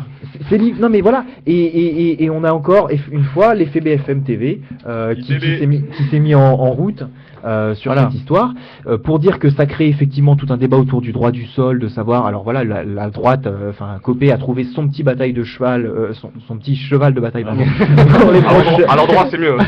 pour les prochaines semaines avec cette idée de droit du sol, est-ce qu'il faut réformer le droit du sol et permettre à des gens qui sont juste nés de parents étrangers sur le territoire français d'être français. Je pense qu'on va en entendre parler, qu'on en parlera peut-être dans d'autres émissions. Oui, autour de tout ça. on a encore voilà sur les doigts de buzz encore des médias Mais qui en voilà. fait, d'un Qui petit cas entretiennent général un en peu font un ce- système quoi. ouais. Et Tu vois, justement c'est story, quoi. des cas Leonardo. particuliers. Attendez, s'il vous Le plaît. système Non. politico-médiatique, Un comme cas, dirait particulier, Maxime. un cas particulier, Ouais, on en ouais, fait, on en c'est fait ça. un système un petit peu. Mais j'aimerais bien vous entendre parce que vous n'avez pas répondu à ma question au début. Est-ce que vous êtes pour ou contre le droit du sol? Et encore, on sait que le droit du sol aujourd'hui en France est un petit peu particulier puisque c'est pas le fait de naître en France qui fait qu'on est français, mais bien le fait qu'on vive au moins 5 ans, de 8 à 18 ans sur le sol français. Est-ce que déjà c'est un droit du sol qui est pas comme celui des États-Unis, qui est pas celui du Mexique, l'Uruguay, le Brésil, Toutes l'Afrique les du Sud? Amériques en fait. Voilà, toutes les Amériques en règle générale, voilà exactement. Et voilà, est-ce que vous en pensez aujourd'hui, puisque hormis le côté des médias, et heureusement qu'il y a Politiquement Incorrect pour éviter d'entendre les saloperies de BFM TV et Elite Télé, surtout sur les questions géopolitiques, et pas que malheureusement. Donc une petite idée, donc Nicolas, pour ou contre, un seul mot. Non, bah pas en Un un seul mot. un seul mot, tu nous fais du hardisson, quoi. Je veux bien. Tout le monde en parle avec ce soir Nicolas Godet pour Non. son nouvel ouvrage. Je veux bien m'exprimer en une phrase. Bien négocié. Non mais voilà, on va faire une phrase. Grosso modo, Nicolas, est-ce que vous avez couché ensemble est-ce que vous avez couché pour réussir? Ouais, la question hardicon. Alors vas-y, je te laisse non, mais terminer, pardon. j'ai pas Laurent réussi, Gérard. donc la question se pose pas. Pour ou contre le droit? Pour ou contre? Est-ce qu'on peut faire toute la table et Pour puis ou après contre, je après, réponds? on revient. Non, est-ce qu'on peut demander? Non. Je sais pas quoi répondre. Non, c'est la question hardicon, donc forcément une réponse oui ou non. Pour ou contre le droit du sol? Sincèrement, oui. D'accord. C'est un Wikimedia. Voilà. Non, Alors, c'est pas un Wikimedia, mais Si, non. t'as hésité. Maxime, En un mot, t'es sûr? après vous étirez s'il y a besoin. Bah alors je dis un mot et j'étaye après. Voilà. Voilà, d'accord. Donc comme ça je dirais contre. Voilà, Même si chute. forcément c'est pas. Non mais j'ai dit tout à l'heure qu'il fallait amener quelque chose de quasi spirituel. Il faut. Je parlais d'aimer son pays. Je n'aime pas le côté automatique. Si tu veux, je vois pas comment un truc ça tombe comme T'es ça. obligé de c'est- régler le truc parce que sinon c'est des cas tellement différents que tu peux Ah pas les oui. traiter un par un. T'es obligé de Parce que mettre moi, ça ça en crée de général. Non mais alors faudrait trouver je sais pas quelque Moi, chose. j'aurais jamais été français, alors. Je sais pas. Ah ouais, j'aurais Non jamais- mais si ça pourrait être par exemple l'obtention d'un Ouais. diplôme ou je sais pas. Genre, Ah non. ça irait en même temps qu'un Non, mais sinon, que t'enlèves autre la chose. insulté à beaucoup Non, mais de Français attendez. aussi. Ah, il a pas Oui, non, mais attendez, c'est pas le bordel, s'il vous plaît, Là c'est pas Ça aurait c'est été pas une Algérien. réponse pratique. Laissez-le Ce que je terminer, dis, laissez-le c'est pas terminer. il a raison. C'est une vue de- Laissez-le terminer. J'aurais été algérien marocain. Ouais, c'est ce que je dis, c'est une vue d'esprit. Hein. Là, Je suis algérien. c'est pas applicable demain, c'est clair. Mais je trouve que le caractère automatique de la chose. Mais est-ce que, je sais pas. justement, on en reviendra, mais Ah, est-ce que pardon. justement le fait d'aimer son pays n'est pas aussi conditionné au fait qu'il ne soit c'est clair pas que si tu nais en instrumentalisé? France, si tu nais en France, que t'as tes parents français, naturellement, progressivement, tu. Voilà, mais c'est- est-ce que il y justement aura quand on un lien arrive et qu'on a des particulier. voilà, comme la LICRA, etc., qui nous imposent la différence à l'autre, est-ce qu'on peut aujourd'hui vraiment pouvoir aimer la France? Est-ce qu'on peut, pardon? Est-ce qu'on peut encore vraiment aimer la France Ah avec oui, ces... ouais, c'est une Est-ce bonne question qu'avec que tu ces poses. Ouais. systèmes-là Et tu peux automatiques, aimer la France dans sa diversité. C'est pour ça. justement. donc ouais, Vincent, Oui, non mais dans sa richesse. Mais la société c'est- n'est pas non plus orchestrée par des organismes dont tu parles, Marc. Faut pas. Ça va sans te parler. non mais ça a beaucoup joué. Bon, ça a beaucoup joué, je pense. Bon, on en reparlera une autre émission. Vincent, Moi, je suis plutôt d'accord avec ce que dit Maxime, mais dans le bah, il sens- revient, tout le monde est d'accord avec lui, c'est Non, non, magnifique. dans le sens, si tu enlèves le droit du sol, je pense que tu reviens au droit du sang, qui est beaucoup plus illégitime et encore beaucoup plus stigmatisant. D'accord. Donc je pense que pour l'instant, c'est quand même la meilleure situation, justement, avec le coup du rester 5 ans en France pour prouver qu'on a quand même des intérêts. Je pense que c'est pour l'instant le système qu'on trouve, peut-être pas le meilleur, mais le moins pire de ceux qu'on peut avoir. À la fois 5 ans, ça veut rien dire, quoi. Oui, c'est vrai Non, que mais c'est ça assez ne veut pas dire subjectif, sur hein, au mais niveau de la morale, mais au moins consécutif, qu'il y a des quand même. intérêts dans ce pays-là, tu vois. C'est ça le truc. Que t'as Anis, tu as une accroche dans ce... avec ton expérience, qu'est-ce que t'en penses? Moi je pense, bah déjà si j'aurais été contre, j'aurais pas été français à l'heure actuelle. Donc moi déjà pour ça. Et Mais je crois que ça te dérangeait pas forcément. Non moi honnêtement je suis tout à fait pour, sous certaines conditions. Bien sûr c'est pas le mec qui vient 5 mois en France, c'est bon t'es français. 5 ans et il faut que la personne sache parler notre langue, hein, tout simplement, qu'elle sache s'exprimer, qu'elle sache parler, communiquer. Ah, mais ça, on a entendu etc. hurler quand on a parlé de faire passer des tests aux gens qui voulaient devenir français, ce qui est absolument logique. Je veux Ah dire, oui, attends. de passer une sorte de test de compétences. Moi, le jour où je me présente aux États-Unis et on me dit, bah, vous passez le test pour voir si vous savez parler anglais, j'accepterai qu'on me fasse pas rentrer bah, sur le moi pays, aussi, quoi. bah, C'est moi aussi. normal. Il y a des Bien sujets, sûr. on voit vraiment qu'on peut Donc- pas vraiment Donc totalement moi, je aborder suis pour aujourd'hui. sous condition. Donc Ouais. sous condition que vraiment la personne D'accord. aime la France ou compte l'aimer, mais vraiment. En gros, nous on va faisons lui un faire- appel, on fait un appel à tous nos auditeurs pour qu'on fasse une big émission sur Voilà, droit et du que sol surtout vous compagnie. n'écoutiez plus BFM et iTélé. Non, En tout cas, s'il non, vous non, plaît. il faut Ok. toujours prendre avec recul. Moi, par exemple, pour avoir la double nationalité algérienne, chose que j'ai fait il y a 1 an et demi, bah, ça peut paraître fou, mais on m'a fait chanter l'hymne algérienne. On m'a dit, bon, on va voir si tu connais vraiment l'Algérie. On m'a posé 2-3 questions, capitale, religion, des trucs comme ça, quoi. Les pays limitrophes, bref. on m'a La posé- capitale de la France n'est pas Bref, Marseille. On m'a posé Ah bon Mais on de m'a quelle posé capitale quelques pars-tu? questions et voilà, au final, je me suis bien débrouillé. Voilà. J'ai eu la nationalité algérienne et pour moi, c'était pas une honte, c'était juste pour Non, en savoir France, si jamais le pays. c'est pas tout à fait le même système. En France, t'as quand Oui. même, au moment de l'obtention, tu dois faire Oui, oui, savoir que tu évidemment. vas lire, parler, Oui, oui. et que tu C'est connais vrai. au moins que tu respectes certaines. Oui, c'est des, quand même assez Oui, c'est restrictif, assez rapide quand même, c'est ouais, voilà, ouais, c'est c'est pas c'est ça, quand même c'est assez pas ça, rapide. après, Et puis moi, c'est vrai que bon, alors on va clore parce qu'il faut quand même qu'on parle de travail, Juste un mais petit- c'est un petit mot à dernier dire. truc, t'as 30 Ouais, secondes. Parce que moi, j'ai dans mon entourage beaucoup d'amis à moi qui n'ont pas eu la chance que moi d'être nés en France. Et pour eux, par contre, c'est une bureaucratie dingue pour obtenir la nationalité. Ils attendent 7 mois pour avoir un rendez-vous. Au bout du rendez-vous, on dit non, il te manque un papier. Il te faut revenir 1 an après, etc. Donc en gros, eux, ils sont encore en proie au doute et ils peuvent, du jour au lendemain, des policiers peuvent venir les chercher. C'est-à-dire que d'un quoi. côté, Alors pour certains qui pourraient être français et qui mériteraient de l'être et tout, c'est super galère. Ouais, D'autres qui c'est vrai. peut-être mériteraient pas, ça devient automatique. Enfin, en tout cas, Ouais, on voit qu'il y a voilà, vraiment un truc parce que- à faire. Mais ce qu'il y a, c'est que ceux qui ont le changement entre leurs mains, là, à mon avis, enfin, c'est pas eux qui vont nous aider. Ouais. Quoi. Non. Bon, ça sera Voilà. ça sera le mot de la fin. Ça Ça sur des questions électorales, donc forcément. ça sera le mot de la fin avec cette double quenelle orchestrée par Maxime, vous l'avez vu. Salut nazi Magnifique, voilà. Nicolas, t'as pas l'air enjoué de cette pratique. Allons-y, gaiement. Je ne cautionne Allons-y pas. gaiement. Bon, ça sera le mot de la fin, on aura tous compris, je pense que c'est une question assez complexe, on a vu les différentes analyses qui ont été faites. Maintenant, je voudrais vous entendre sur le deuxième sujet de ce soir, qui est le travail bien évidemment, le travail dans la France. Alors, soit vous la fermez, soit je vous exclus tout de suite. Quand je parle, le maître parle, donc vous vous taisez les enfants. Merci, à bon entendeur. Alors je disais qu'on n'en a pas eu du travail aujourd'hui, puisque depuis un certain nombre d'années d'ailleurs maintenant, le travail du dimanche fait quand même assez débat.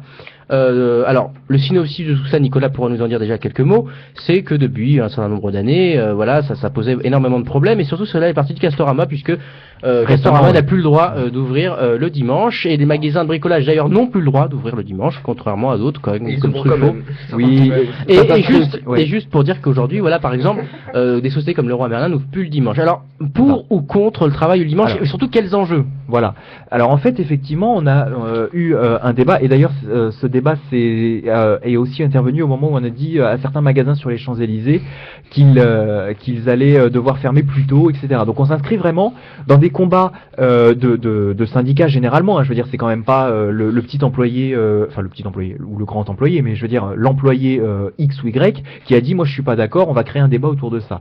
En fait, ce qui s'est passé, c'est que des syndicats se sont opposés à l'ouverture de certains magasins le dimanche. Vous savez que la règle en France, c'est que le repos hebdomadaire chaque semaine, ce soit le dimanche. Voilà, donc le dimanche est un jour qui, théoriquement, est un jour chômé, tout simplement.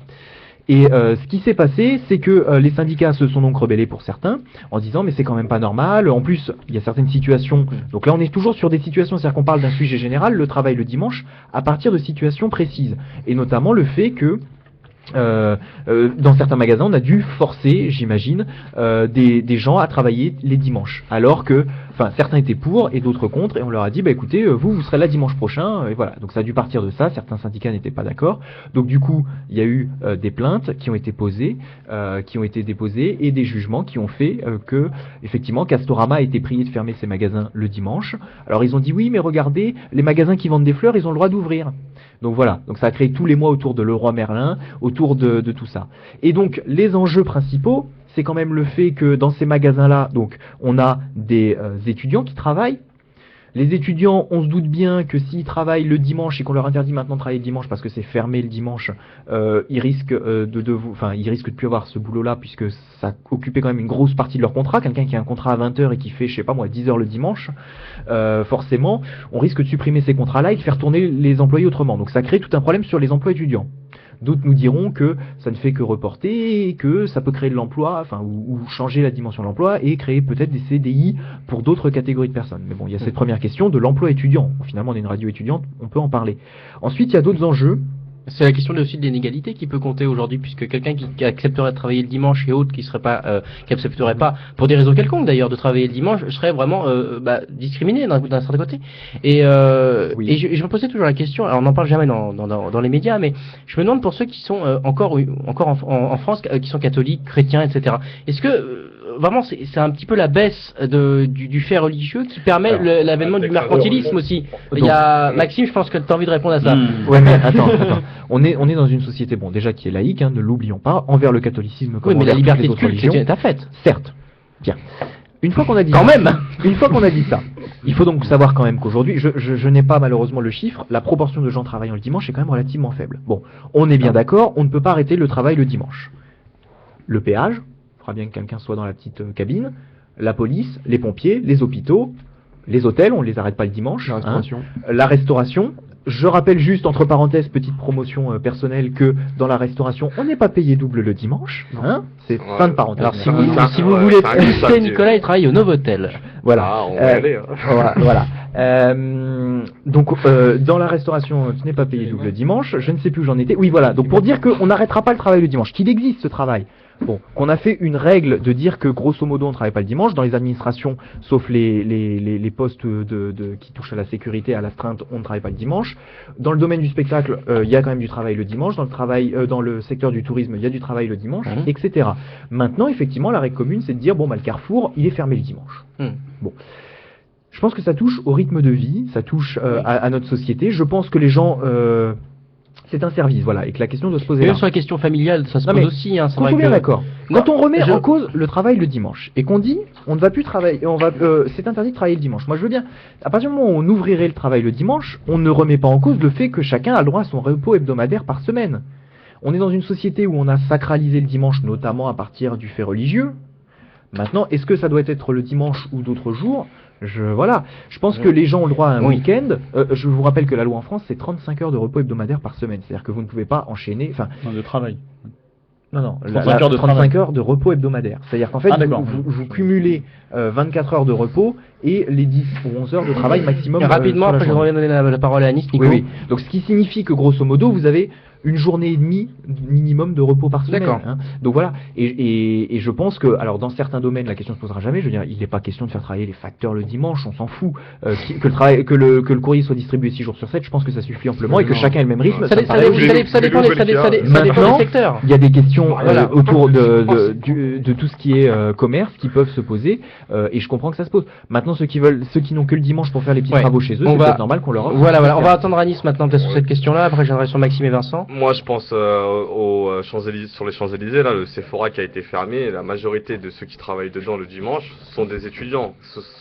Et vu que ça a été fermé, ces étudiants-là se sont assis entre guillemets sur près de 400 euros par mois. Et 400 euros par mois pour payer sa petite piole ou son petit studio à côté de la fac, pour moi, pour les étudiants, je pense que c'est une richesse. C'est non négligeable. Ouais, non négligeable, exactement. D'une part. D'autre part, le travail le dimanche, sous certaines conditions. Si c'est une femme enceinte qui travaille le dimanche ou une femme d'un certain âge ou même un homme d'un certain âge de père de famille qui travaille le dimanche, ça non. À part s'il le veut tout simplement. Et après, d'autre part, autre chose, c'est pour ceux qui travaillent le dimanche et qui le veulent, et qui sont d'accord avec l'entreprise, oui, mais pour ceux où que l'entreprise leur tend un piège, leur dit oui, venez signer votre contrat, vous travaillerez 6 jours sur 7, et qu'au final ils se rendent compte que c'est le dimanche qu'ils travaillent, ça non. Et la plupart des gens, les médias veulent nous faire croire que ce sont ces gens-là qui sont domptés par les entreprises. En gros, que c'est ce contrat-là qui légifère le fait de travailler le dimanche. Mais non, la plupart des Castorama, des Brico Dépôt, etc.,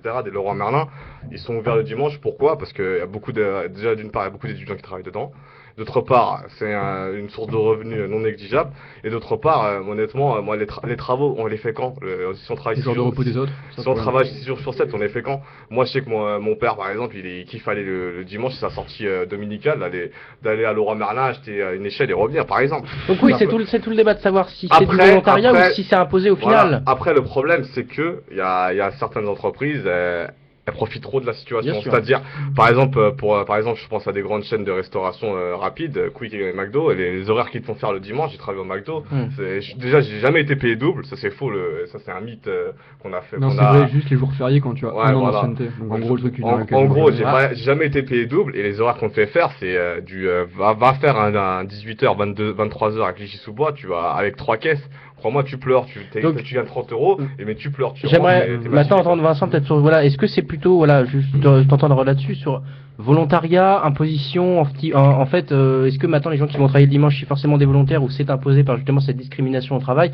Peut-être une réponse là-dessus. Bah, c'est là le gros problème, je pense que il y a beaucoup de gens qui sont motivés pour travailler le dimanche, même si c'est pas forcément payé plus, mais ça permet de caler des heures, notamment pour les étudiants.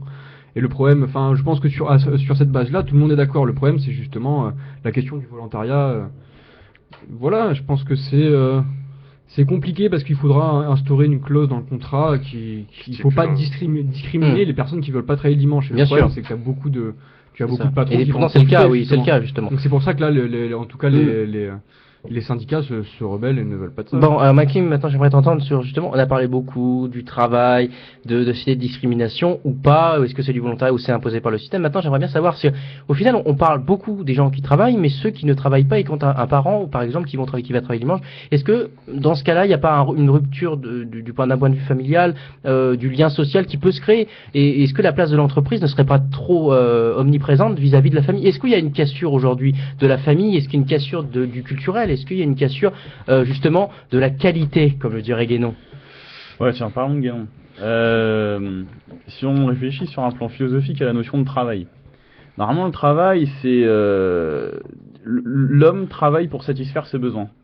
Il y a des besoins qui sont très facilement atteignables, enfin, tu vois, satisfaits, et t'en as d'autres qui sont beaucoup plus complexes.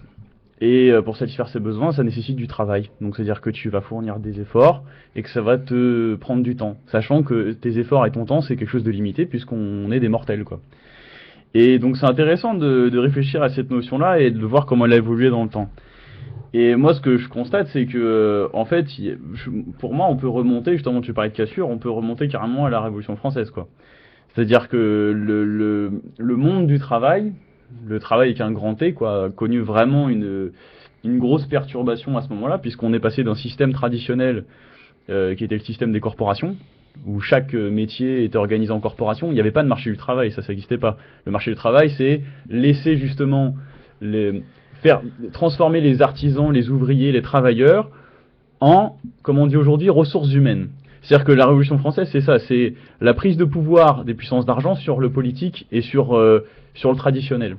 Donc, c'est-à-dire que l'être humain qui était peut-être sacralisé, mais en tout cas qui avait du coup une valeur et qui était peut-être un peu plus respecté, à ce moment-là est devenu une ressource humaine. Dans toutes les entreprises aujourd'hui, vous avez des ressources humaines. Et d'ailleurs, ce qui m'amuse toujours, c'est de voir que les gens qui travaillent dans les ressources humaines sont vus comme des gens humains, je sais pas quoi, genre travailler dans les ressources humaines, t'aimes bien le relationnel, enfin c'est des trucs qu'on entend en soirée ou je sais pas. Alors je sais pas, moi rien que de me dire je travaille dans les ressources humaines, c'est déjà un paradigme, c'est une manière de voir l'être humain comme une ressource mobilisable, voilà, tu veux la faire entrer dans l'entreprise, tu la sors comme un stock, tu vois, tu as un vivier de ressources, tu vas puiser dedans, tu prends, tu jettes, et puis comme n'importe quelle matière première que consomme une entreprise, quoi. Et donc à mon avis, sachant que cette prise de pouvoir des puissances d'argent sur le politique, elle est de plus en plus évidente, elle est de plus en plus flagrante, et on voit qu'en même temps, c'est l'être humain qui en pâtit, puisqu'il y a de plus en plus de malaise, de mal-être au travail. Bon, bah, en fait, à mon avis, ce truc du travail du dimanche, c'est encore un truc anecdotique, comme l'histoire du droit du sol, c'est des trucs factuels comme ça, pris anecdotiques, mais qui en fait sont des marqueurs et qui permettent de voir une espèce d'évolution, et à mon avis, c'est pas bon signe, quoi. Je sais pas, je me prononce même pas pour ou contre le travail du dimanche, parce que, théoriquement, tu te poses même pas la question du week-end, enfin, tu te poses même, théoriquement, si tu travailles effectivement pour satisfaire tes besoins, mais tu t'en fous de savoir quel jour tu travailles. Tu t'en fous de savoir si tu fais 35 heures, si tu fais 37, les heures supplémentaires. Enfin, tout ça, c'est du jargon moderne, quoi. Voilà, pour parler comme Guénon. C'est de la dégénérescence moderne, mais là, vu dans le monde du travail. Dans le monde du travail. Nico, Voilà. d'accord, pas d'accord? Tout en étant plus ou moins d'accord sur le fait que normalement on travaille, normalement effectivement, enfin non mais je pars sur la même base, c'est-à-dire qu'on travaille pour des besoins personnels. Je veux dire, l'origine du travail, c'est de se dire chacun ne peut pas cultiver ses poireaux et ses pommes de terre dans son jardin, donc on va mettre en place une société, enfin c'est pas c'est pas comme ça qu'ils se sont dit tiens on va mettre en place une société. Mais grosso modo l'idée c'est de mettre en place toute une société dans laquelle il y en a qui vont effectivement cultiver les pommes de terre, d'autres qui vont concevoir les voitures, etc. Et puis d'autres qui vont faire les pitres à la télévision ou informer, etc. Donc on a différents niveaux d'importance du travail. C'est un euphémisme là. Oui, bon, certes. Ce que je voulais dire, c'est que après il y a toute la question.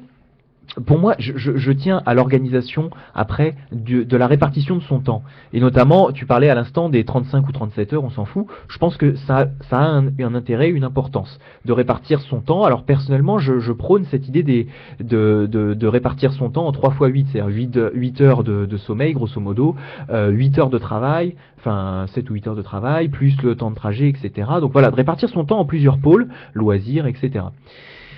Et en fin de compte, on se rend compte que le rythme des 35 heures, qui aujourd'hui est un chiffre beaucoup contesté par la droite et que la gauche tente de maintenir, et puis on avait eu beaucoup de réformes qui font qu'aujourd'hui c'est un peu compliqué, je pense qu'effectivement les 35 heures c'est un rythme, au-delà de tout ce qu'on a économique, etc., c'est un rythme de vie qui est satisfaisant.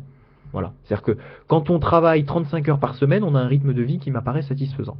Après, il y a toute la question du week-end dont parlait Maxime, puisque quand on parle du travail du dimanche, il faut savoir si on le couple avec un dimanche-lundi, un samedi-dimanche, ou si on travaille 6 jours par semaine. Mais enfin, si on travaille 6 jours par semaine, en théorie, on ne doit pas faire des heures extraordinaires tous les jours, si on reste sur les 35 heures. Bon, je pense que l'importance du week-end est présente. C'est-à-dire que d'avoir 2 jours qui coupent dans la semaine, c'est un élément qui m'apparaît important. C'est vrai que d'ailleurs maintenant. Ah, on t'entend, pardon. C'est vrai que maintenant, l'idée de week-end, c'est vrai que c'est plus forcément le samedi et le dimanche. On voit que chez les banques, c'est souvent le dimanche et le lundi. Par alors exemple, là-dessus, je voulais embrayer en disant que, bon, alors généralement c'est des dimanches, lundi, oui, et dans d'autres secteurs, effectivement, bah, ça bouge. Oui, du coup, hein, on essaye de faire tourner les équipes. C'est ce qu'on disait tout à l'heure. Je veux dire, n'imaginez pas, on parlait de la restauration, n'imaginez pas arriver dans un hôtel en disant moi je veux travailler du lundi au vendredi, les autres se démerderont pour les week-ends. Non, il n'y a que le responsable qui fait ça, hein. Les autres ils travaillent, vous inquiétez pas. Hein. Donc ce que je veux dire c'est que il y a toute la question des rythmes, des rythmes de famille derrière. T'en parlais, hein. Il est évident qu'aujourd'hui un enfant, alors bon c'est un peu compliqué avec la réforme des rythmes scolaires dans le primaire, mais grosso modo un enfant a cours du lundi au vendredi, ou en tout cas il n'a jamais cours le dimanche. Hein. Je pense que le jour où on dira aux enseignants vous allez travailler le dimanche maintenant. Bah déjà quand ils travaillent en semaine ils sont pas contents. Mais oh là là, oh, pas bien. Bon, n'allons pas sur ce terrain-là. Non, Et bon, donc, c'est clair. ce que je veux dire, c'est que ça pose la question effectivement du rythme. Imaginez qu'aujourd'hui, il y a, je le disais tout à l'heure, je sais pas combien de pourcents de la population qui travaille pas le dimanche. Ça doit être quand même relativement important. Je veux dire, si vous voulez faire quelque chose et que vous êtes sûr d'avoir du monde, vous faites ça le dimanche. Vous savez que les gens vont pas travailler. Ça pose toute cette question-là de savoir si vous mettiez la moitié de la population aujourd'hui en repos de cycle, c'est-à-dire un repos en milieu de semaine, ça changerait quand même le mode de fonctionnement. Est-ce que ça remonte pas à quelque chose, justement, Maxime, je pense que ça va suivre un petit peu ce que tu dis. Moi, c'est plutôt sur la question du travail aujourd'hui. Je me demande si c'est pas une valeur qui est prise d'un côté par la gauche, d'un côté par la droite. On a l'impression que la notion du travail n'est pas transcourant. On a l'impression que c'est adapté. On voit bien qu'au départ, elle était de droite, elle était énormément de droite au départ, puisqu'il y avait cette idée quand Maxime, tu connais sûrement l'idée de petit patronat, son mot principal, et ça l'est toujours, Fillon, ça l'est mais toujours. il y avait aussi, dans les années 36, voilà, c'est ce Front populaire, la gauche du travail, je dirais pas la suite, Maxime, mais tu m'auras compris, et droite de quelque chose. Mais justement, aujourd'hui, en l'occurrence, droite, la gauche, quand elle parle de travail, c'est souvent, à l'époque, c'était souvent pour dire qu'on allait mettre des congés payés, qu'on allait bien mettre. sûr. Donc, ça remonte on à faisait le 36. contraire. On faisait le contraire du travail. C'est-à-dire que le travail est devenu maintenant gauche, droite, et moi même maintenant Fillon qui veut augmenter l'âge de la retraite à 65 ans. Alors, mais voilà, c'est c'est ce que je dis quand je dis que la droite est à fond travail, qu'il faudrait faire 40 heures par semaine, qu'il faudrait 65 heures, et puis si on peut travailler le maximum de jours, etc. Si on peut essayer de réduire le plus possible tout ce qui va être congés autres que les congés payés légaux, voilà, on est là-dedans aujourd'hui sur la droite, et je pense que la valeur travail est omniprésente. Ce qui est d'ailleurs intéressant de remarquer, c'est que oui, voilà. Comme on l'a déjà dit, le programme du Front populaire, on l'a déjà dit, était plus ou moins celui de Marine Le Pen, ça, enfin sur la question sociale du moins. Après, c'est vrai que non, mais c'est vrai. Quand on regarde un petit peu, c'est-à-dire, évidemment, il y a des temporalités différentes, mais c'est peu après le Front populaire, c'est ça. Et moi, ce que je me demande aujourd'hui, c'est qu'au final, la droite, on est censé défendre justement l'idée de travail, etc., elle défend plutôt les intérêts du marché. Maxime. Ouais, attends, alors juste, tu me reposeras ta question parce que j'essaie de garder en mémoire. Là, ça m'a fait réagir quand il a parlé du dimanche. tout à l'heure. Du coup, ça commence à remonter un peu. Il dit bon, voilà, on va pas commencer à demander aux gens de travailler le dimanche parce que c'est un truc qui est devenu une habitude. Quand on veut recevoir des gens, on propose le dimanche. Par exemple. Mais et tu disais d'ailleurs dans une autre intervention tout à l'heure Bien que finalement, les gens se reposent beaucoup le dimanche. On est dans une société qui a sacralisé le dimanche. Ouais. Effectivement, c'est parce qu'on a sacralisé le dimanche. Aujourd'hui, on a perdu cette notion de sacré, mais c'est quand même resté comme une espèce d'habitude. C'est-à-dire que pourquoi aujourd'hui on travaille pas le dimanche, c'est pas pour une raison sacrée, Non. c'est pour une raison d'habitude ou de mentalité. Ouais. Mais l'habitude se change beaucoup plus facilement que le sacré. On arrive plus facilement à renverser quelque chose qu'à avoir avec la mentalité, parce que la mentalité c'est soumis Bien aux sûr. règles de mode, etc., qu'à quelque chose de sacré. Et Je pense pas que ceux qui travaillent pas le qu'à dimanche mon soient avis, malheureux, hein. c'est pour Ceux ça qui qu'à travaillent mon le avis, on dimanche. s'acharne aussi autant à nous éloigner de toutes les formes de spiritualité, enfin, pas forcément toutes les formes de spiritualité, mais disons formes de spiritualité traditionnelle. Parce que justement, peut-être que c'est comme ça, on a beaucoup plus prise sur nous en termes de pouvoir pour pouvoir nous amener à un endroit ou à un autre, parce qu'on peut mieux, justement, on n'est pas accroché à quelque chose d'enraciné. Et c'est là la valeur effectivement de l'enracinement, c'est qu'en étant enraciné, on est moins soumis aux variations de température, à un vent qui va à droite, à gauche, etc. Au moins, on est accroché à quelque chose qui est fixe. Que lorsque on est juste basé sur des mentalités, finalement, on est soumis aux lois de la mode. C'est ouais, non, c'est ringard, des trucs de penser ça, c'est ringard, machin. Bientôt, peut-être, on dira, c'est ringard, ah, tu vois ta famille le dimanche, c'est ringard, tu fais comme ma grand-mère. Parce qu'on aura perdu effectivement tout le sens du sacré.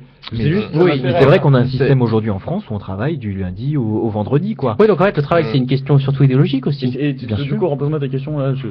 Non, Ah, moi mais- je te demandais si finalement le travail était plus devenu quelque chose d'aujourd'hui très subjectif et transcourant, c'est-à-dire que ce n'est plus quelque chose de transcourant, ça appartient soit à la gauche soit à la droite, pour ceux qui suivent un petit peu l'actualité politique.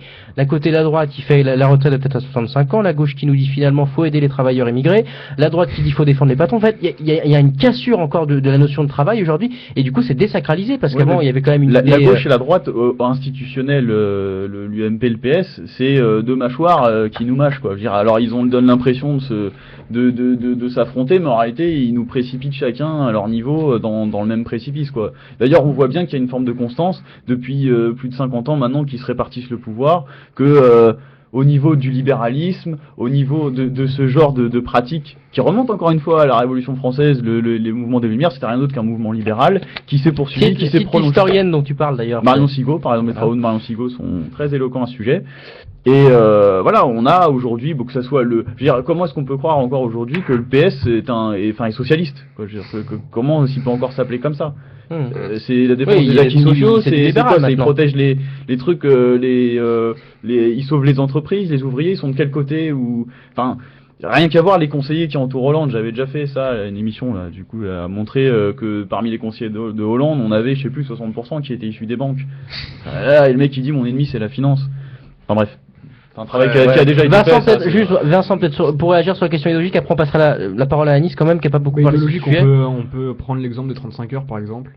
Enfin, moi, ça me semble qu'ils sont de plus en plus remis en question et qui entraînent cette question justement sur le travail du dimanche. Ça, c'est mon point de vue. Hein. Et du coup, comment dire ouais, c'est comme je suis d'accord avec ce que disait Maxime, c'est plus une question de mode. Peut-être que dans quelques années, on parlera même plus où le travail du dimanche sera passé. Maxime, je vois que tu t'excites là. Non, parce que juste sur aussi la question des 35 heures ou truc, c'est est-ce que vous êtes pour ou contre? C'est quand je parlais des deux mâchoires là qui fonctionnent en fait dans le même sens, qui nous mâchent quoi. C'est en fait, peu importe que tu sois pour ou tu sois contre, tu te poses la question. C'est comme si je te posais la question, la Terre elle est plate, tu penses qu'on est au-dessus ou on est en dessous? Peu importe, de toute façon le problème est mal posé déjà, et peu importe ce que tu vas répondre, tu seras dans l'erreur. Pour moi c'est exact, on est en permanence soumis à ce genre de réflexion, et en plus déjà de nous engueuler entre nous, parce que bon voilà ça va, on tombe à peu près d'accord, mais bon en général tu trouves toujours quelqu'un, enfin un truc... On n'a pas fait pour venir rompre Caroline le mariage Forest homo, tu sais, exprès, hein, ces voilà. trucs-là où c'est des sujets où carrément les gens ils se battent quoi. Tu vois, et en fait en réalité... faudrait même pas se poser la question, c'est déjà, ça t'inscrit, ça t'oblige à réfléchir mal. Voilà. Moi, le problème, c'est que j'ai remarqué qu'il y avait plutôt une vision de la part du travail du dimanche, une vision hypocrite des gens. C'est-à-dire qu'il y en a beaucoup qui sont contre et qui utilisent beaucoup le travail le dimanche. C'est-à-dire ils vont au restaurant, ils vont au cinéma. Là, ils sont très bien. Là, ils sont ravis d'aller au cinéma, avec sa petite copine ou quelqu'un d'autre avec ses enfants, alors qu'il y a des gens qui travaillent. Alors ça, je comprends pas d'une part. Et d'autre part, moi, j'ai assez voyagé dans ma vie. Et je peux constater que à l'étranger, je différenciais pas le samedi du dimanche, le dimanche du lundi. Tout était ouvert le dimanche. Il y avait aucun souci, que ce soit bien en Turquie, en Algérie ou en Espagne. C'est ouvert le dimanche. On fait même pas la différence entre le samedi et le dimanche. Alors, on va pas nous dire que le dimanche, ouais, c'est universel. Tout le monde ne travaille pas le dimanche. C'est faux, parce que dans certains pays, le dimanche, tout est ouvert. On se croirait plus en début de semaine qu'en fin de semaine. D'une part, et d'autre part, quand on constate ceux qui profitent des services le dimanche, c'est pas ceux qui ont recours à l'ambulance ou aux pompiers, c'est ceux qui vont au cinéma, ceux qui vont aux hôtels, ceux qui vont le divertissement. Alors qu'il faut pas nous dire que le travail du dimanche, on l'a diabolisé ce travail du dimanche. Mais quel intérêt du dimanche pour tout le monde s'il n'y a pas les divertissements? Après, le repos peut-être, non? Non, c'est tout de se retrouver. Certes, et le lien social, le lien familial aussi. Voilà. Oui, le fait de se retrouver en famille. Moi, je sais que le dimanche, le goûter, voilà, c'est une petite coutume qu'on a entre nous, crêpes au chocolat, on se raconte notre semaine, on n'a pas besoin d'aller voir cinéma, le dernier Spielberg par exemple. Donc moi, je sais que le dimanche, on peut avoir un bon dimanche sans sortir, c'est-à-dire en restant avec la famille à la maison, regarder des séries, etc. Bref, pour moi, le lien social, il continue en restant à la maison et il peut se poursuivre dehors. Mais pour moi, pour moi, c'est le dimanche. Pour moi, personnellement, je vois comme une coupure, c'est-à-dire un break dans peut-être la fin tu de peux la dire que n'importe quel jour de la semaine pourrait servir. Le problème, c'est toujours le même, c'est qu'il faut trouver quand même le. semaine. Au départ, jour c'était le jour du Seigneur pour le- aussi. Il y avait voilà. une idée de Non, mais religion. de au toute départ. façon, pareil, tant qu'on met un jour, Laissez parler Nicolas. Attendez, Attendez, laissez juste parler de Nicolas. toute façon, on va pas changer. Tant qu'on dit qu'il faut un jour en commun, ça va être le dimanche. Mais ce Voilà. que je veux dire, c'est que jamais tout le monde ne travaillera pas le dimanche. Donc voilà, la question est de savoir, est-ce qu'on a besoin, notamment sur le débat qui se posait, la question est de savoir, est-ce qu'on a besoin des services de bricolage? D'ailleurs, tu te contredis. Tu dis que ton père aime bien aller chercher son échelle le dimanche à Leroy Merlin, mais que finalement, t'as pas besoin du travail le dimanche parce que tout le monde est à la maison. Ouais, mais chercher une échelle, ça prend 30 minutes. Hein, mais il faut que ça soit Oui, ouvert, le oui, magasin. mais certes, mais sauf que dans le débat même, on dit que finalement, oui, non, mais on dit que finalement, il faut que des fois, je sors dehors, on va dans des parcs, on va voir des signes, voilà. C'est des bêtises quoi. Le parc, il a été ouvert par le gardien. La baguette, S'il vous plaît, Nicolas. la baguette qui est sur la table le dimanche midi pour le repas de famille a été cherchée chez le boulanger qui était ouvert. On a été chercher. Nicolas, Anis, s'il te plaît. On a été chercher. S'il te plaît, Anis. On a été chercher le pot de beurre qu'on avait oublié la veille en faisant les courses chez Intermarché qui est ouvert ce jour-là.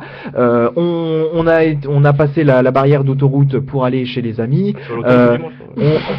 On a été récupéré par les flics à 2h du mat ce jour-là, bah oui, parce que on avait voilà, la boîte de nuit elle est ouverte, machin, enfin voilà. Donc effectivement, la question est de savoir qu'est-ce qu'il faut faire de ce dimanche. Et moi je voulais même aller plus loin en disant est-ce que le dimanche doit être payé double ou non? Je l'ai dit, il y a certains secteurs où c'est pas payé et d'autres où ça. Ce que je mets en évidence là, je n'ai pas d'avis sur est-ce qu'il faut qu'il soit payé double ou pas. Si vous me demandez, oui, il faut qu'il soit payé double, comme ça je serai payé double.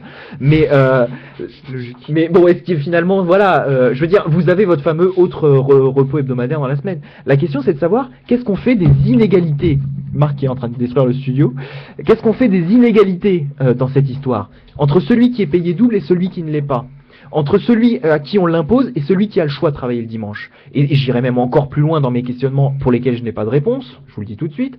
Qu'est-ce qu'on fait entre l'étudiant qui doit travailler, et celui qui peut ne pas travailler? Vous voyez? Non mais voilà. Oui, il y a plein de questions. Il y a plein de questions qui. Non mais entre celui qui peut. Après, le problème, c'est qu'il faut faire du cas par cas dans ce cas-là. Faire du cas par cas sur des milliers de gens, sur des centaines de milliers de gens, des millions de gens qui travaillent le dimanche. C'est à l'entreprise elle-même de le faire. C'est pas à l'État de dire bon, toi l'étudiant qui a besoin de sous, tu travailles pas. Toi l'étudiant qui a des parents qui sont assez riches, tu travailles. Bref, c'est à l'entreprise, c'est à elle seule de gérer ces cas par cas. C'est pas à l'État de fouiner encore son nez dans l'entreprise, dire on fait un arrêt de tout le travail le dimanche et en gros après il y a des millions de personnes qui souffrent de ce manque de revenus. Après le dimanche c'est pas non plus une autarcie, c'est pas tu peux sortir le dimanche, ça c'est un autre débat. Mais dans le fond, le travail le dimanche, il faut savoir que c'est un débat, pour moi c'est hypocrite, parce que il y en a qui utilisent ce dimanche à des fins personnelles, et après on va nous bassiner, on va nous le diaboliser, alors qu'il y a des gens qui en ont besoin.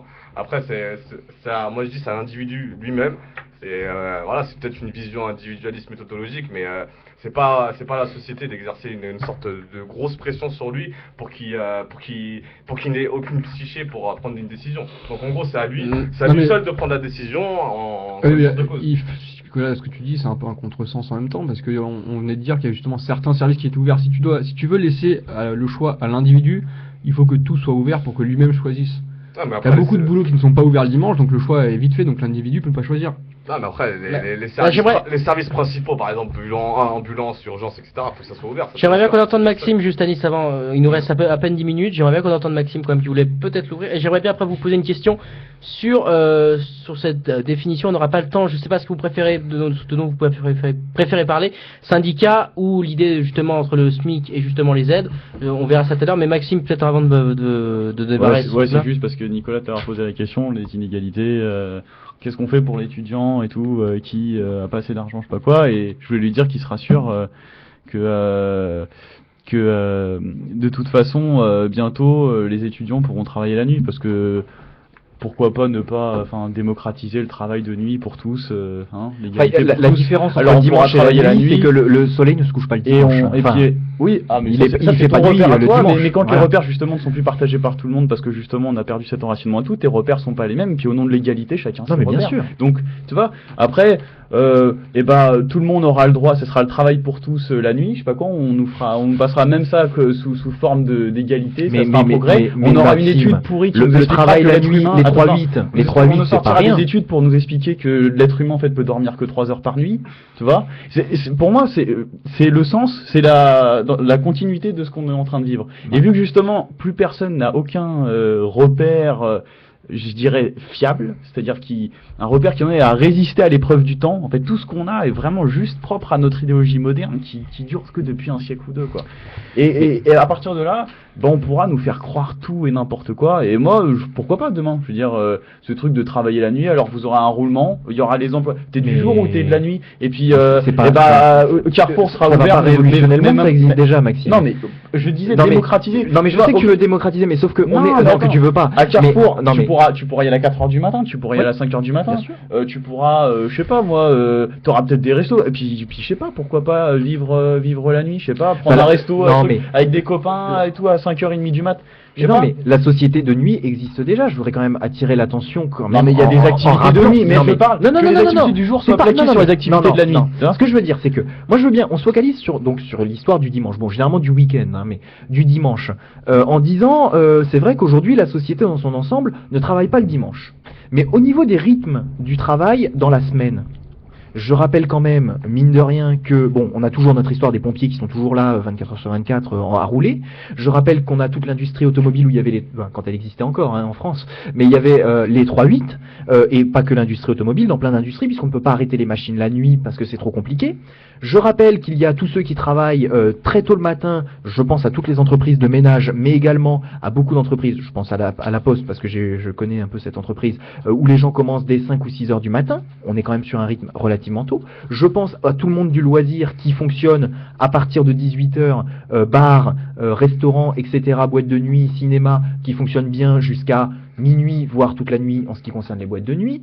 Il y a plein de métiers qui existent déjà la nuit. Oui, mais c'est régi par rapport aux mentalités, c'est tout. Pourquoi est-ce qu'on livre le courrier le matin, tout parce que c'est comme ça, parce que c'est. Oui. Pourquoi est-ce que Bien les sûr. activités de loisirs à Mais partir on de n'est pas en train de 18 heures, révolutionner le monde, c'est ça que je veux non, dire. mais si, c'est ce qu'on est en train de faire, et c'est juste que, comme souvent, en fait, quand les choses sont faites, c'est trop tard. Et souvent, il y a ces discussions, c'est assez marrant. On peut anticiper sur les changements à venir, et ce que je viens de dire, à mon avis, n'est pas complètement stupide, c'est-à-dire ça pourrait très bien arriver demain. Ouais, des fois, je suis un peu prétentieux. Et il y a toujours des gens qui disent, mais non, tu sais, comme on disait, mais non, le mariage homosexuel, ça n'arrivera jamais. Et certainement qu'il y a, je sais pas, 20 ans, il y avait des gens comme toi qui disaient, mais non, parce que ça, et il y a des arguments. Mais c'est juste que, ces mentalités-là voleront en éclats. Je dis pas que tout le monde, tu vois, dira ok, dira amen. Voilà, il y aura des gens qui s'offusqueront de ça et tout. Mais s'ils veulent que ça passe, ça passera. Voilà. Et on en a des exemples à foison. Quand ils veulent que ça passe, ça passera. Et si demain les puissances d'argent, parce que moi je vais te rappeler aussi quelque chose, c'est que c'est quand même elles qui décident. Si demain elles veulent des ressources humaines pendant la nuit, parce que pour optimiser, tu vois, le roulement du temps, le truc de la production, etc. Et ben tu seras le premier à y aller là-bas. Tu pourras dire ah ben non, moi j'ai mon loisir, j'ai mon judo à 18h. Ah, mais non, mais ça prévaut pas. Tu vois, c'est ça que je veux dire, c'est que Mais moi, dans mon idée, il faut qu'on ait des temps. C'est-à-dire qu'effectivement, on a le temps du travail global de société, d'économie marchande et compagnie. Il faut qu'il y ait une organisation du temps, quoi. C'est ça que tu veux. Voilà. Et puis, effectivement, à partir d'une certaine... Mais la société, globalement, s'organise comme ça aujourd'hui. Alors, certes, il y a tous ceux qui travaillent dans les loisirs et qui eux-mêmes ne peuvent pas. Et c'est pour ça qu'ils ont un repos qui leur permet à eux de profiter des services 2 jours par semaine, par exemple. Mais voilà. Juste pour terminer, Anis et Vincent, vous avez peut-être quelque chose à rajouter là-dessus ou pas? Je pense que, étant donné, vu comment la société, les mœurs, etc., ils sont en train de changer, il y a plusieurs normes et valeurs qui vont disparaître du jour au lendemain, comme a dit Maxime. Ça, je suis plutôt d'accord avec ça. Voilà, maintenant, on va pas s'étonner que dans les prochaines années, il y a d'autres valeurs qui vont disparaître. Par exemple, pour les enfants, peut-être un jour, ils iront en cours le samedi et le dimanche. Ça, peut-être, ce sera quelque chose de normal. Et on critiquera les gens qui diront pourquoi avant les élèves, ils n'avaient pas un cours le samedi, dimanche. C'est pour ça qu'on était aussi nuls en langue, etc. On va nous bassiner quelque chose d'autre. Ouais, tu peux défendre tout et n'importe quoi. C'est ça le problème. Le problème, c'est que même dans les autres secteurs, on dira pourquoi les salles de sport elles sont fermées le dimanche. C'est pour ça qu'il y a de plus en plus d'obèses en France. Bref, on pourra toujours faire des comebacks. Tu trouves toujours des liens qui vont. Voilà, il y aura toujours un comeback à faire parce que c'est plus facile de parler avant des choses qui sont passées avant que des choses qui vont arriver après. Donc, voilà. C'est toujours plus facile de défendre. Oui, c'est vrai que après c'est toujours cette idée de modernité qui nous plombe encore aujourd'hui, quoi. De faire traiter d'antiprogressistes, de réactionnaires, voilà, parce que t'as toujours une fraction de la population, on est tellement nombreux, t'as toujours des gens qui sont pour, et donc tu seras contre eux, tu vois. Et donc t'as pas envie les gens naturellement, ils aiment pas le conflit, donc ils essayent d'éviter à tout prix. Et puis après la modernité elle prend une place tellement importante que c'est vrai qu'il y a certaines valeurs. Mais elle prend, regardez comment les sociétés ont tellement une place importante que elle devient indigente. Je pense que pour beaucoup commencent à se rendre compte que justement la modernité c'est de la merde. Un peu l'effondrement, quoi. Mais regardez comment nos sociétés ont évolué, nos sociétés qui sont quand même très anciennes. Regardez comment elles ont pu perdurer pendant des siècles et pendant si peu de temps elles ont pu évoluer aussi vite. Transformation aussi rapide. Voilà, c'est comme des cycles qui à un moment donné se répètent, mais avec une rapidité de plus. Voilà, ça veut dire qu'à un moment donné, voilà, c'est la machine est en train de se. Faut pas oublier que les prolétaires au 19e siècle, ils travaillaient pas à 35 heures, ils travaillaient 55 heures et ils se posaient même pas de savoir si le dimanche ils travaillaient. Le dimanche c'était déjà dans leur agenda, en gros. Donc après, les paysans qui cultivaient sa terre. Bien sûr. C'est quoi tu finissais, tu vois, quand c'était. Cette question-là, même les corporations, je pense, Maxime. Après, moi, je dis, c'est une discussion entre guillemets de riches, on peut dire entre guillemets. C'est tellement maintenant, on sait pas quel problème traiter, vu qu'il n'y a plus de guerre en France, vu qu'on se dit, voilà, pour nous, la paix, elle est éternelle, on dirait. Qu'on se crée des micro-problèmes, qu'on se dit tiens, communautarisme, tiens, c'est insécurité, tiens, le travail de dimanche, donc on se crée des problèmes pour que la machine elle continue à marcher. Le travail, petit mot de la fin quand même. La question du travail touche quand même 40 millions de Français aujourd'hui, je crois, si je dis pas de conneries, environ. Donc je pense qu'on n'est pas sur un micro-problème. Je pense que si la France fait une guerre à l'étranger, ça concerne 1 millier de soldats. Si la France parle du travail le dimanche, ça concerne 40 millions de personnes. Donc je pense qu'on n'est pas sur un petit problème. Quand même. En tout cas, combien de personnes travaillent le dimanche, tu vois? Mais justement, mais la question est de savoir, la question d'origine, c'est de savoir est-ce qu'on doit travailler le dimanche dans certains magasins. La question s'étend ensuite à savoir comment est-ce qu'on vit dans notre société, est-ce qu'on a besoin de ces services le dimanche. Il semblerait qu'on ait besoin de ces services le dimanche pour aller chercher son échelle chez le Roi Merlin ou pour aller au restaurant pour d'autres. Maintenant, est-ce que si c'est fermé, on va pas aller chercher la pizza? Bon, voilà, on va pas aller chercher la pizza. C'est vrai que juste là, on va quand même peut-être. La bureaucratie n'ouvrira jamais le dimanche. Les services par exemple la poste, etc. Ou les banques, ça s'ouvrira. Mais peut-être. Je pense que ça s'ouvrira pas le dimanche. Mais est-ce qu'il y en a un besoin? On va terminer. Est-ce qu'il y a un besoin? Est-ce qu'il y a un besoin d'ouvrir ces services le dimanche? De toute façon, qu'ils sont ouverts 6 jours. Mais Nicolas, si on en suit, non, attendez. Si on en suit un petit peu, on observe quand même de plus en plus l'ouverture des banques le samedi après-midi ou ce genre de choses. Parce que oui, mais pourquoi?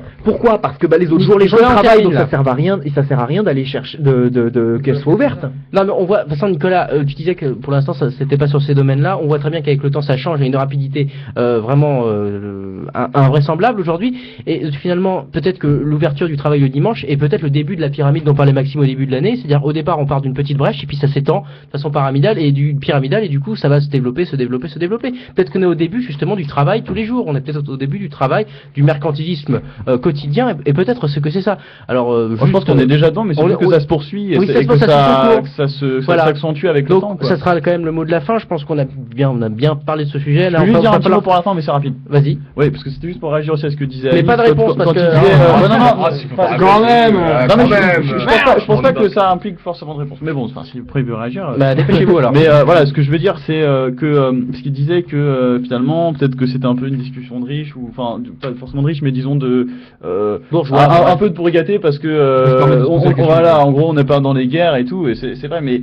En fait, je crois que la particularité de notre époque, c'est que c'est vrai que on subit pas des problèmes matériels, je dirais, parce que on crève pas de faim, on est dans une espèce d'abondance. Bon, même si on pourrait revenir sur ce qu'on mange, enfin c'est encore un autre sujet. Oui, même les additifs et tout ça, les trucs cancérigènes et tout. Je pensais plus à ça et rapidement, on ne vit pas dans la guerre, on risque pas de se prendre un obus sur la tronche ou de se faire tuer. Voilà. Bah oui. Bon, enfin, par rapport à d'autres époques, c'est clair que ça va. Mais par contre, je suis pas sûr qu'on soit aussi pourri gâté que ça, parce que on est atteint d'une autre forme de misère qui est plus une misère spirituelle. C'est pas une misère matérielle, quoi. Une misère psychologique. C'est que les gens, moi, ce que je pense vraiment, j'ai pas de preuves là-dessus, mais c'est une sorte d'intuition comme ça ou de sentiment. J'ai vraiment l'impression que on vit à une époque où les gens sont profondément malheureux, et je crois pas qu'il y ait des précédents dans l'histoire, à part pour des raisons. Il y a une espèce de question, de problème de sens, de crise de sens. Je suis d'accord dans le sens où les gens ils vont à 200 à l'heure, travail, métro, boulot, dodo, etc. Ils ont plus de temps, plus de temps pour eux, tu vois. Donc en termes de suicide, c'est intéressant de voir le nombre de suicides, tu vois. Le nombre de suicides est en augmentation. Ouais. Voilà. Bon, on va terminer sur le suicide, c'est bien pour clore d'ailleurs. On va terminer. Nicolas, si tu évites de me faire tomber mon micro, on va terminer quand même sur cette note un peu pessimiste. On va terminer. Pour les touristes, on fait quoi alors pour rien du tout. Non, mais bon. On s'en fout. Comme l'Italie, hein. Non, stop les gars. On va terminer donc avec cette émission. J'espère qu'elle vous aura plu en tout cas. Avec le grand retour de Maxime, qui était bien chaud là. Mais c'est pas sûr que. Voilà. Merci à tous les gars, Nicolas, Maxime, Vincent et Anis d'avoir été là. En tout cas, j'espère que ça aura pu plaire à nos auditeurs, je pense. On regardera les chiffres d'ailleurs. Et alors, je n'oublie pas de vous préciser justement qu'il va falloir avoir en tête le Facebook de l'émission Politiquement Incorrect, le Twitter Incorrect créé par notre ami Hugo qui vous fait un gros bisou et qui est toujours en Angleterre en ce moment. Ah, faut que je lui réponde. Voilà. J'ai pensé à autre chose. Ça, tu le dis pas à l'antenne, tu lui diras à lui. Voilà. Merci à tous de nous avoir écoutés. Et Nicolas veut rajouter quelque chose. Je voulais rajouter qu'effectivement, dans quelques instants, Cinebdo avec Robin. Avec Traré-moi. J'ai pas suivi le programme. Moi non plus, mais alors est-ce que tu en connais? Nous avons Maxime de Cinebdo qui est ici. Alors le programme, Maxime. Hop.